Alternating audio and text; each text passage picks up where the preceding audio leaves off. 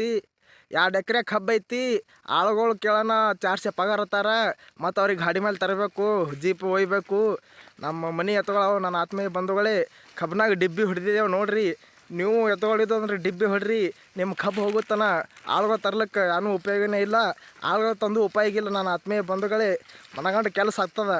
ಇಲ್ಲಿ ನೋಡ್ರಿ ಹೆಂಗೆ ದಗದು ಹೆಂಗೆ ಆಗ್ತದೆ ನೋಡ್ರಿ, ಎಷ್ಟು ಸ್ವಚ್ಛ ಆಗ್ತದೆ ನೋಡ್ರಿ ನನ್ನ ಆತ್ಮೀಯ ಬಂಧುಗಳೇ. ನೋಡ್ರಿ ಮನಗಂಡು ಒಂದು ನಾಟಿಗೆ ಹೋಗಲ್ಲ, ಏನಿಲ್ಲ ನೋಡ್ರಿ ನನ್ನ ಆತ್ಮೀಯ ಬಂಧುಗಳೇ. ಭಾರಿ ರೈತರಿಗೆ ಭಾರಿ ಕೆಲಸ ಇದು. ಆಳುಗಳು ತರೋ ಅವಶ್ಯಕತೆನೇ ಇಲ್ಲ ಹೊಲದಲ್ಲಿ. ಮತ್ತು ಅವ್ರಿಗೆ ಜೀಪ್ನ ತರೋದು, ಟ್ಯಾಕ್ಟರ್ನ ತರೋದು ಅನ್ನೋ ಅವಶ್ಯಕತೆನೇ ಇಲ್ಲ. ನೋಡ್ರಿ ನನ್ನ ಆತ್ಮೀಯ ಬಂಧುಗಳೇ, ಒಂದು ನಾಟಿಗೆ ಹಾಳಾಗಲ್ಲ ನೋಡ್ರಿ.